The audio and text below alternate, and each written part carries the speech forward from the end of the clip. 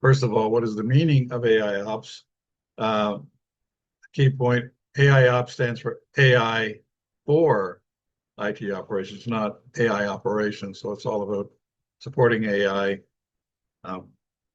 supporting IT operations using AIOps. It refers to the strategic use of AI, machine learning, machine reasoning technologies throughout the IT operations to simplify and streamline processes and optimize the use of IT resources.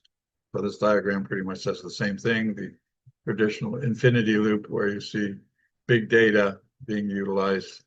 The idea is that in a modern IT environment, there's a lot of data. So having that data accessible for AIOps analysis, AI analysis, using machine learning to do that. It's not a one-time loop. It's something that's ongoing. There's always more data being created, and the machine learning algorithms, have to be processing that new data all the time. So in practice, organizations implementing AIOps solutions do leverage big data. So we'll talk about big data as well, and machine learning to accelerate, automate, simplify all the tasks related to keeping the performance of systems running with high efficiency and reliability. A little bit of history. The term AIOps was first coined by Gartner in 2016. Gartner is a popular research company you're probably aware of.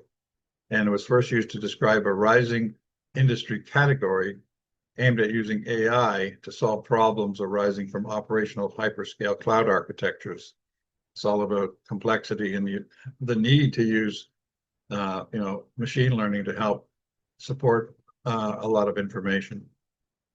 AIOps as a practice is related to the preceding practices called IT operation and analytics. Fundamental difference between ITOA and AIOps is that ITOA leverages big data and analytics exclusively, whereas AIOps is an evolution of those practices using machine learning and AI.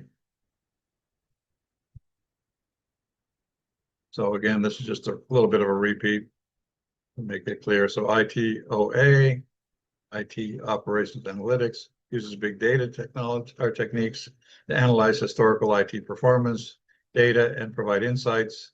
It tends to be reactive, focusing on what has happened, whereas AIOps, artificial intelligence for IT operations, is a term coined by Gartner in 2016.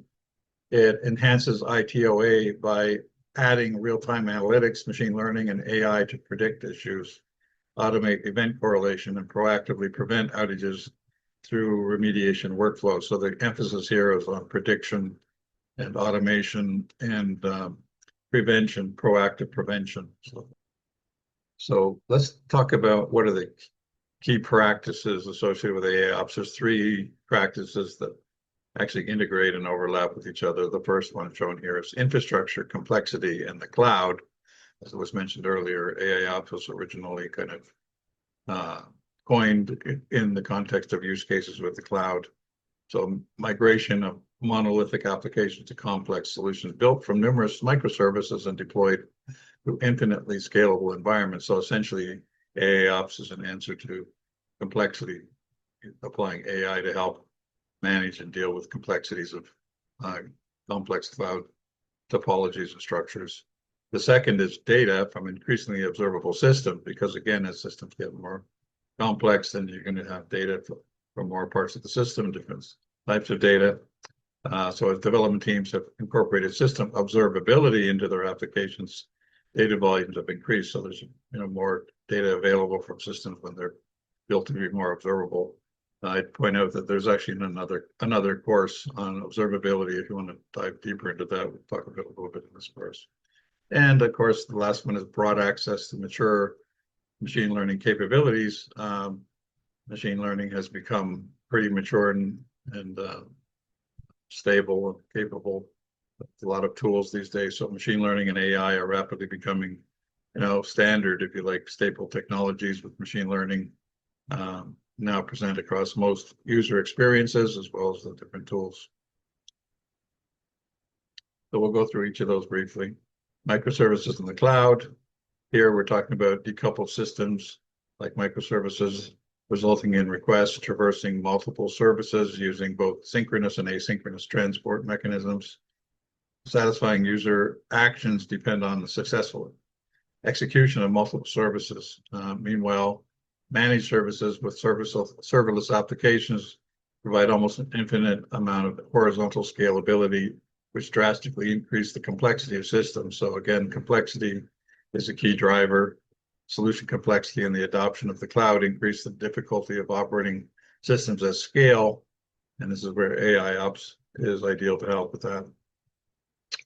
If you look at the next area, observability and data volume, understanding what can fail and the different modes in which they can fail is critical to maintain system reliability.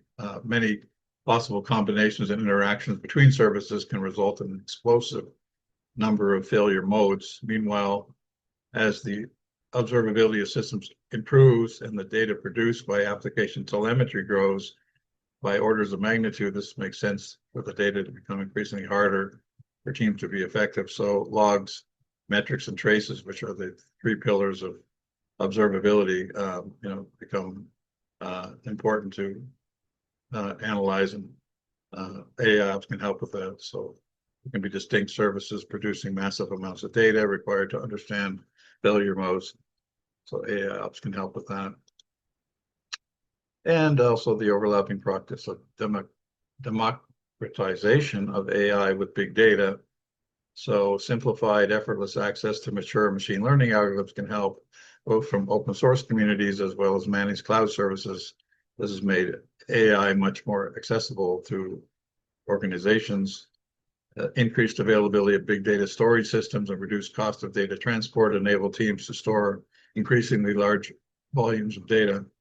So AIOps can build on the big data capabilities by extracting insights, predictions, and correlations hidden in plain sight from human operators. Another key, if you like, use case or driver for AIOps, the underlying business drivers are the adoption of digital technologies across organizations aims to deliver improved outcomes, accelerating innovation and invention, improving customer experiences, developing towards transforming business processes as part of the process of digital transformation. So all of these motives drive the need for new system architectures and migration of services into the cloud. As these initiatives take place and systems are exposed to ever-increasing scale, IT teams must adapt to maintain control of new, rapidly changing, massively scalable environments. Okay, here we have the first activity in the course. There's usually a couple of activities in each module. This one suggests you spend 15 minutes. The activity is simply to think about your own digital transformation, to reflect on that. There's a few questions I've listed here that you might consider. Where is my organization with digital transformation today? How far have you progressed with embracing cloud computing? Do you have a strategy for big data? What experience do you have with AI so far? And how have you used AI in your work and beyond? So those are some ideas to contemplate. Since this is a self-paced course, I suggest that you now take a look at these questions and think about, jot down some notes, and spend about 15 minutes doing that, and then we'll move on.